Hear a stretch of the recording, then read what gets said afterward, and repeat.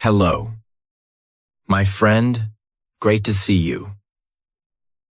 Today on Audiobook English Stories, I'm sharing tons of simple, practical ways to practice speaking English when you're home alone.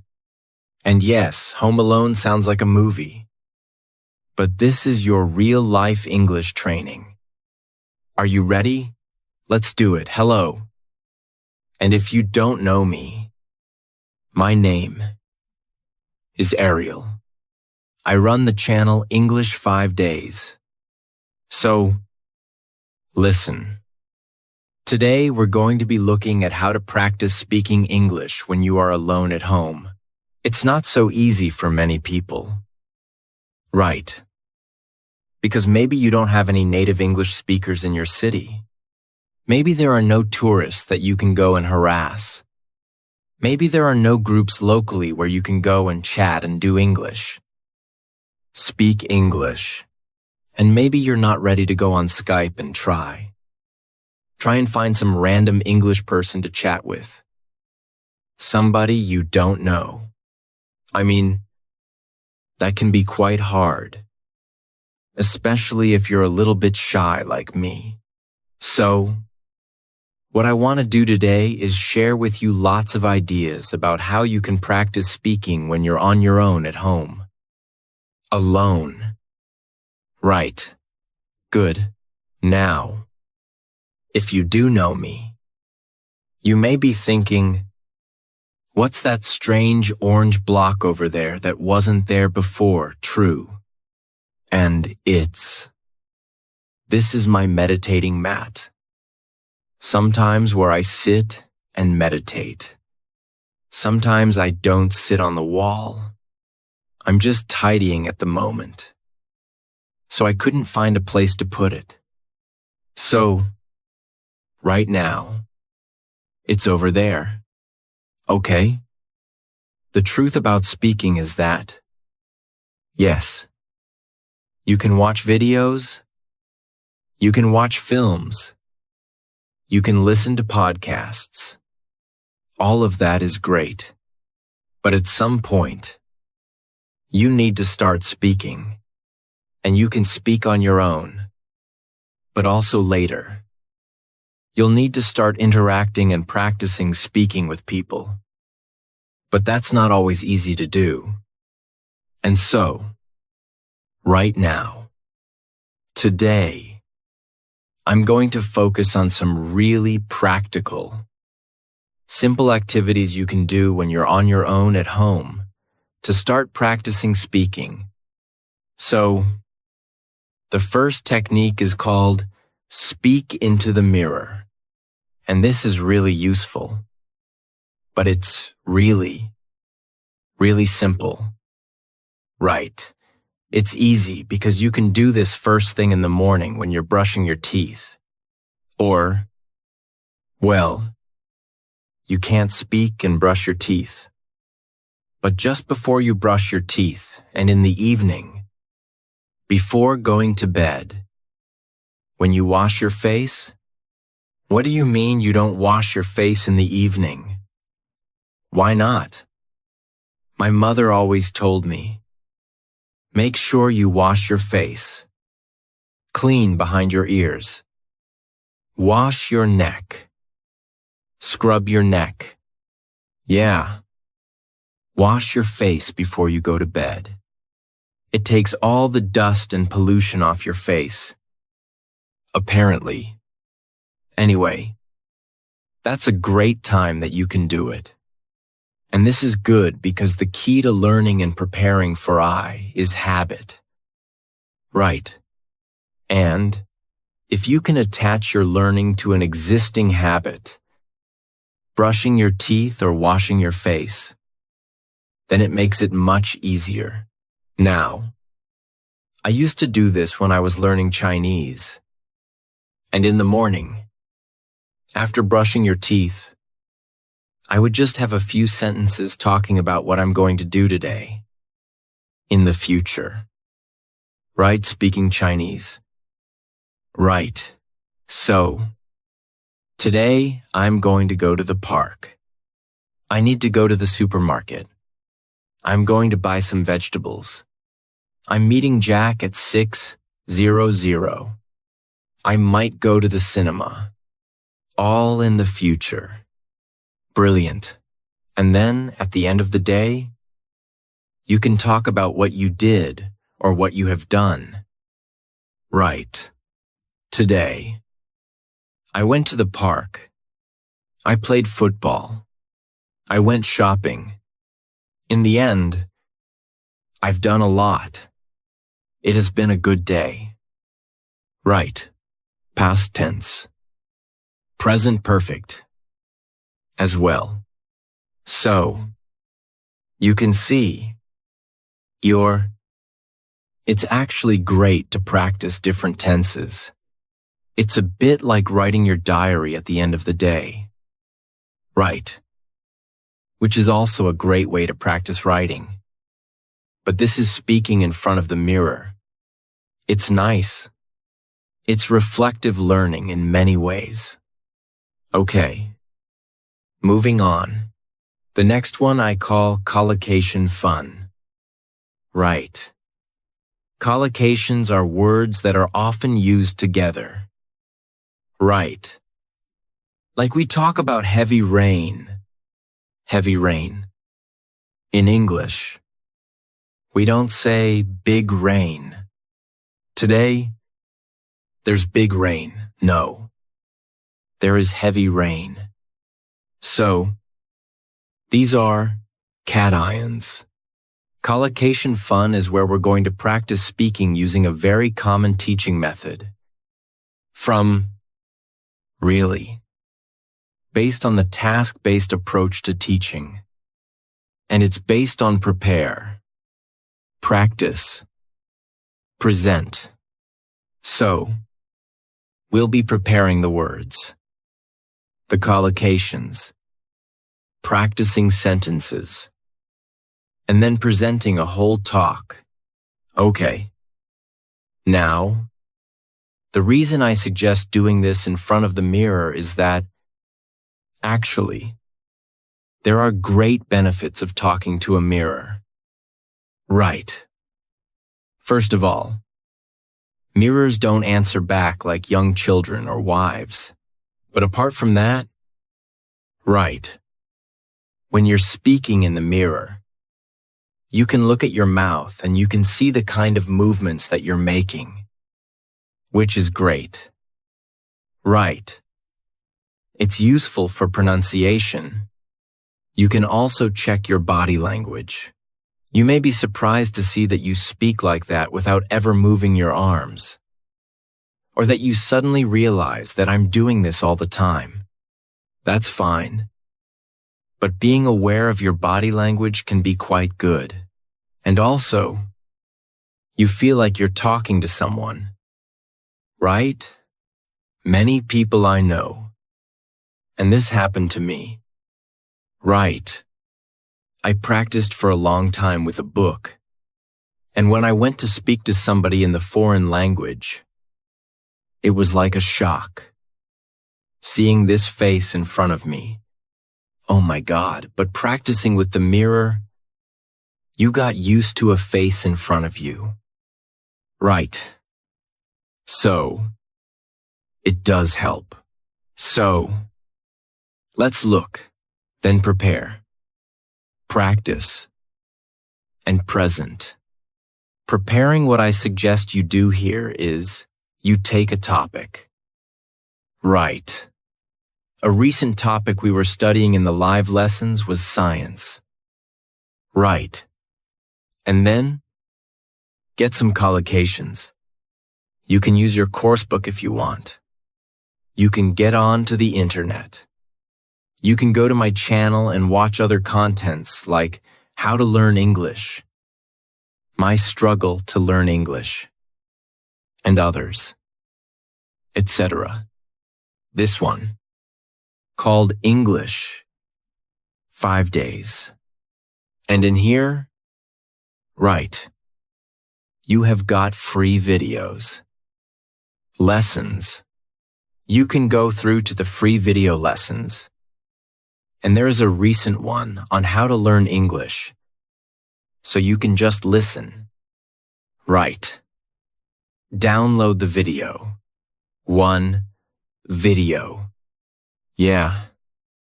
We want to download that. And then find in there all the collocations. Look, you've got the notes here.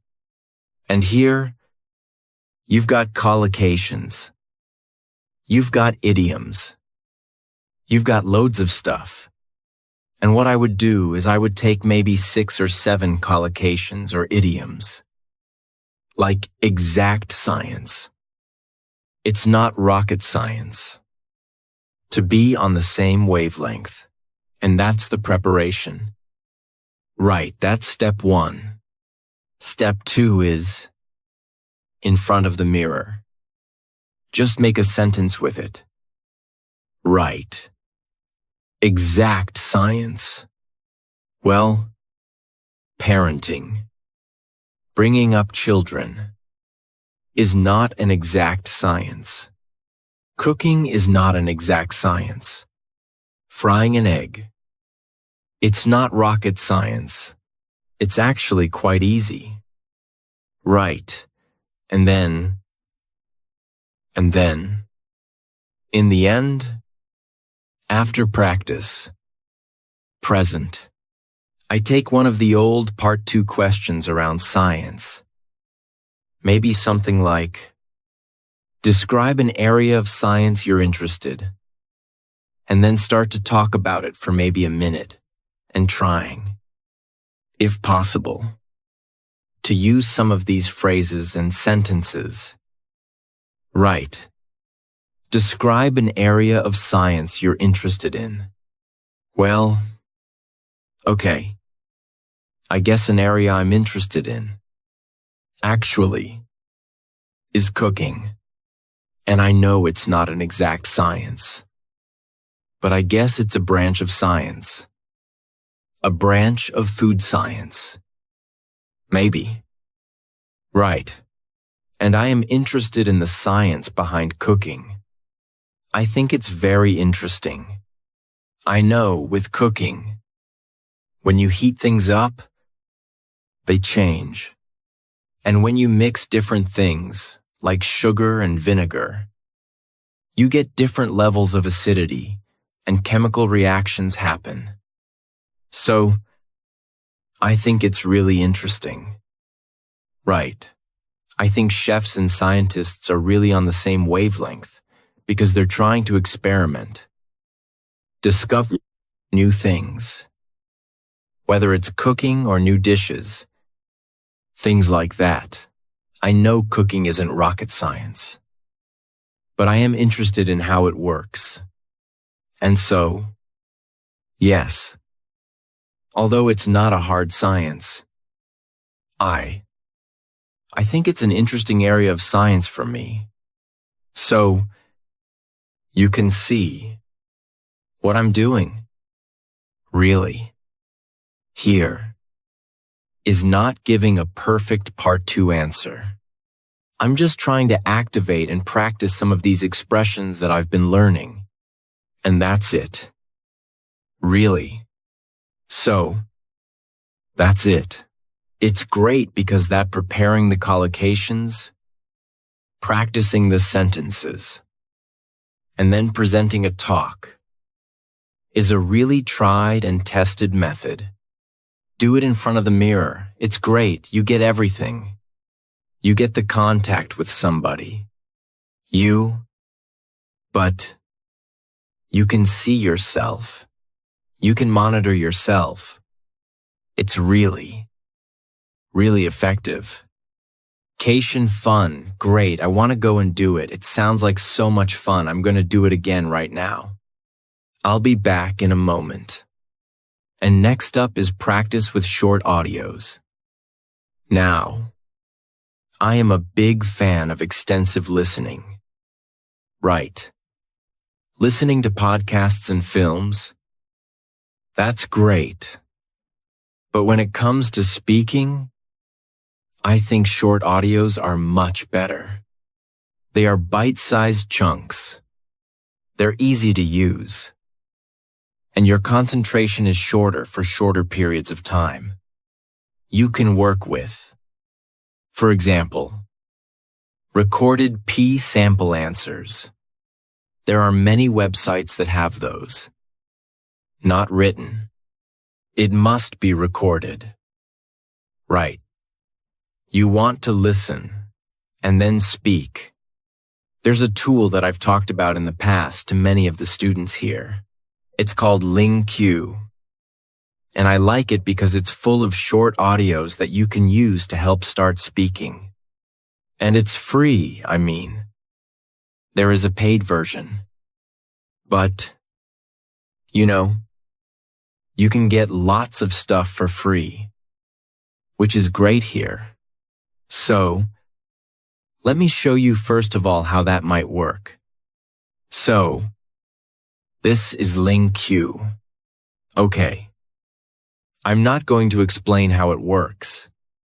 You can find that out once you kind of sign up for free. But, basically, there's a library. You choose your level here. So, let's say I'm going to go intermediate. And you can choose down here different audios to listen to. I've got one of my previous lessons here about sport that I will open up. And let me just show you briefly how it works. We'll just focus on the bit on the left. Okay. Steph. Hello. Steve. Nice to see you again. Nice to see you again. So, what I want you to focus on first is, as you listen to the sentence, pick out the stressed words. Nice to see you. Nice, see you. Like to chat a bit about your interest in sports. Chat. Interest. Sports. So, I'm just repeating the stressed words chat. Interest. Sports. Sure. You lived in Japan for quite a few years. I think lived. Japan. Years. I think. Right. About 9 years. 9 years. Okay. So, you can see? I'm just doing the word stress. And also, you can also pick out chunks or phrases that you like or that sound interesting. Years. And I think you lived in different cities. That's right. I lived in Sendai for 4 years, which is a little bit north of Tokyo. A little bit north. A little bit north. That's interesting. Which is a little bit north. Right. Not in the north. Not located in the north. Is a little bit north of nice Tokyo for 4 years. And then 1 year down south in Shikoku. Down south. Interesting. Not in the south. Down south? Okay. And did you play any sports when you were in Japan? A little bit. A little bit. I love that. A little bit. A little bit. Played a little bit of soccer. I played a little bit of soccer. A little bit of soccer. Isn't that great? So, you can see. I'm picking out either the stressed words or little phrases or chunks that I like. And this is really helping us listen and prepare for speaking. Next, what you'll do after you've finished. If you want, you can check the tape script as you listen again. That's fine. But at the end, what I would like you to try and do is try to repeat the audio or the lesson, giving a summary. So, repeating it with your words. Not reading. Not listening. In fact, you can just close that and focus on your own words. Right. Oops. And then, after you've done that and you've done a bit of practice, you could then try to retell the lesson or the story and record yourself. If you're not sure, you can use there's mobile apps to record your voice. There's Vocaro, which is also a very simple online voice recorder. And recording yourself is great because it puts pressure on you. And that, my friend, is good. Also, you can then, once you've listened back, go and compare to the original lesson or story with the tape script and see if it's different. Did you make a mistake? Instead of saying a little bit of football, did you say a little bit football? Or did you use different collocations? Right. Instead of individualized sports, did you say personal sports? Something different. That noticing again puts pressure on you, which is great. And it also helps you notice.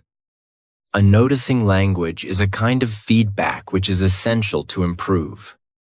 So, that's it. Practice with short audios. Right. The next one is really fun. And it's about imitating your favorite English-speaking actor or actress. Okay. So here, when you watch a film in English, take some of the actors that you really like and pretend to be them. Right. So, you're copying their body language, their gestures, their facial expressions, their accent, their voice, their words. You're copying everything. Why does this work? Because it's all about identity. A key part of language learning is your identity as an English speaker. And as students, we often have a mask. Or we can create a mask that we hide behind when we speak a foreign language. And this can be very helpful to reduce anxiety or stress, especially if you're shy or you don't want to. You're embarrassed of mistakes and of not speaking correctly. When you have this mask to hide behind, it doesn't matter because you're being somebody else. And it's great fun to do this with actors and actresses. Is that actresses that you like? Very simple example. There's a great actor called Rowan Atkinson. You may know him from Mr. Bean. But he plays a myriad of characters. And one of the recent ones is Johnny English. Right. Let's have a look at Johnny English. I'm not sure. Let me clear up the uncertainty for you. You have it. Let me clear up the uncertainty for you. You haven't. Right. So, it's that taking the character. Try and do the voice and the whole body. And you become that character. And you can do that when you're practicing speaking on your own. Right. You probably don't want to do it when you're out and about at the shops or speaking to foreign people. Hello, they'll think you're Johnny English. They think you're mad. But when you're having fun at home, it can be a great way to practice. So, that's it. Imitate your favorite English-speaking actor. The next one is to send audio messages. Right now, if you're using Facebook, WhatsApp, other social medias that have a chat facility, often we send text messages. You probably send them in your own language. But you could think about sending them in English. Right. And Go a step further. Send an audio message rather than a written message, because that will be practicing your English. Okay? You can do this if you have some friends who maybe speak English, or family members. You can have a bit of fun with them practicing sending messages to each other in English or any other language. Right. We do this sometimes. It can be quite fun to do. And the great thing about sending audio messages is it's not like a live phone conversation where the pressure is there. You have time to prepare, to think about what you're going to say, to record it. And if you don't like it, delete it. Record it again. But it doesn't have to be perfect. Right. It's just about practice. Not perfection. Practice. So, sending audio messages is a great way to do it. Next up, imitate the English foreigner. Now, I'm sure most people can imagine or know how English people speak your language. Right. If you've got tourists, or you've met people from other countries who speak your language, how do the English people speak your language? Right. Take that sound, that accent, and start to use it. So, for example, let's imagine I'm Spanish. Right. And I'm thinking, so, how do English people speak Spanish? Right. They don't speak perfectly. They speak with an English accent. Right. So, the Spanish person would try and speak Spanish with the English accent. Right. And then switch to English. But keep that accent. Hello? How are you? I'm fine. Thank you. Can you hear that? That. The same pronunciation and accent is easy to switch. And suddenly, my English sounds English. It sounds great. Right, that's it. I'm doing an example with Spanish. But you could do it with any other language. Right. Think how English people speak your language. Speak your language with that accent. And then switch. Switch to English. Keeping that British accent or English accent or American accent. It really can be quite useful and fun to boot. Great, now. The next idea is shadowing. Of course. A shadow. Right. If the sun is shining down on the floor behind you, you have a shape the same as you. Right, dark. That's your shadow. The sun leaves a shadow. You leave a shadow. And to shadow someone is to follow somebody. So, if I shadow you, it means I'm following you. Sometimes detectives will shadow suspicious people. Right. Now, in language, when we shadow somebody, it can be just to repeat them, but you're very close behind them. Right. Remember, wherever you go, your shadow follows very closely. So, here. The thing to do is to find a short audio and to listen for maybe a minute and to repeat almost on top of the voice, but maybe a fraction of a second behind them. So, you're just behind them, but you are really following them very, very closely. Do not wait for the sentence to finish and then repeat. This is different. This is being really close behind them. and it forces you to pick up on word stress and intonation. And if you focus on those two things, it really can help build up that speaking skill. Word stress and intonation. Let me kind of demonstrate. So, we've taken from cue lips, or cue lips, a little audio. First of all, I recommend you listen into the minute completely so you've got an idea of what it's about. And I've already done that because I'm well prepared. And then, second time, you listen and shadow. Let me show you how close we are behind it. I'm going to use my phone so you can hear properly. So, Jeremy, let's get into it. Talk about how to talk about pots. How to talk about movies and music. Music. And the kind of artwork that enriches our lives. This topic was suggested to us by one of our listeners.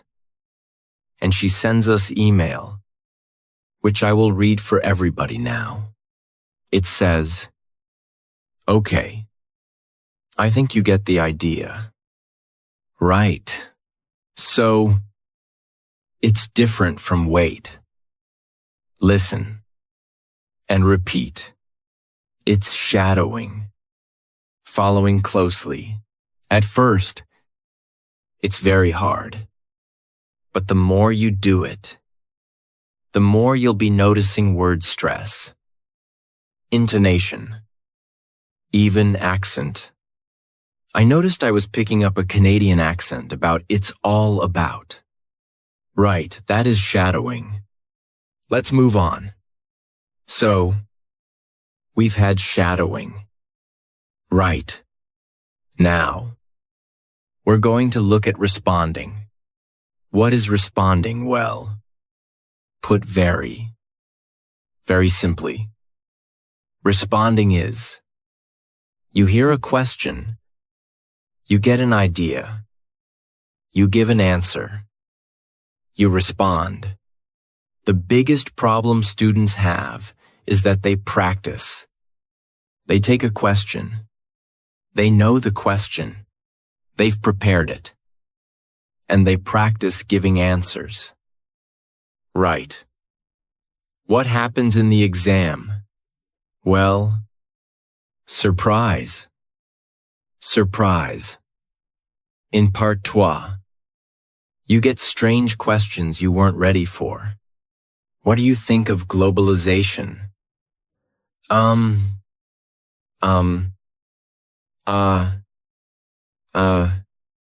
what do? Well, first of all, have something to say about globalization. Right. Make sure you've done a bit of research on the topics. Get some ideas. If you don't know, you can always say, "Oh, I haven't thought about that. Let me see." Right. Use a time filler to gain time. Let me see. Right. Use a time filler to gain time. But the most important thing is that, in your practice, as well as looking at these topics, right, you need to practice responding. Because in part 3, in the exam, the biggest problem students tell me, I didn't know what to say. I wasn't expecting that. I just couldn't get my ideas out and speak. So, you need to practice responding where you hear a question. You've got no idea what it is. You get an idea quickly, and you answer. Right. It's a bit of pressure. But, as I mentioned before, a bit of pressure is good in your practice. Now, you can do this if you have a speaking partner really effectively. Right. So, what you do is, one of you says, I'm going to bring into our next session 5 questions, and you don't know what they are. And the other person does the same. You come into your session, and you ask each other these surprise questions. And it's a shock at first, but it's like anything. It's like going down the gym. You just practice this, and you build up the skill. If you haven't got a speaking partner, you can do a bit of practice on my YouTube channel. Right. If you know my YouTube channel, write English spoken stories, hidden away in the playlists. Go on the playlists. There's lots here that you've probably never seen. And at the very bottom, you'll see 2 episodes, which are very useful for you. Right. And then, the next question. Let me just play it for you and you'll see. Let's press shuffle. And it plays automatically. Do you like your hometown? Oh, that's a good question. Do I like my hometown? Yeah. I think my hometown, Manchester, which is up in the north of England, is a very attractive place. There's lots of restaurants and shops. It does attract quite a few tourists as well. And they often come in to see the industrial landscape or the football pitches. We have a famous football team called Manchester United. And Manchester. Do tourists like to visit your hometown? Yeah. There are quite a lot of tourists who come to visit my hometown. So, you see what's happening. Right. It's just automatically asking me the next question. And I practice responding because I don't know what the questions are. Because it's shuffle. Random. So, you can practice that. You can also make your own. Right. Set up your own YouTube channel. Don't worry about people finding it. They rarely do. And you just put some questions up with a gap for the answer. And then shuffle. And Bob's your uncle. Fantastic. That's it. The next suggestion is, describe what you are doing. And I know a lot of teachers suggest this as a way of thinking in English. Right. So, when you're out and about. When you're out and about, maybe in the park, and you're seeing different things, you describe what you see. Now, I suggest you start with words. Right. So, there you are, out and about in the park. And you see, oh, bicycle, person, path, trees, bag, woman, phone, and you're using words. Right. And then, right. As you're walking around the park, you make collocations, little chunks of language. Right.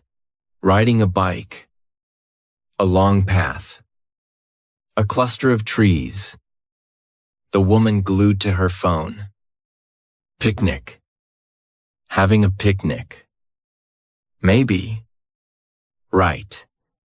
And then you go on to make sentences. Okay, this is a bit like that we mentioned earlier. The prepare, practice, present. So, you're going from words to collocation to sentences. Right. Oh, there's a man strolling in the park. There's a woman riding a bike. And also, there are lots of trees. There's a woman glued to her phone. and she looks like she's about to have a picnic. And you go on and on and on. Right, great. You can do it in any context. You can do it at home, or when you're out at the shops, wherever. Now. You may think, and you may say, yeah, but Ariel, you can't go around the streets talking to yourself. People think you're mad.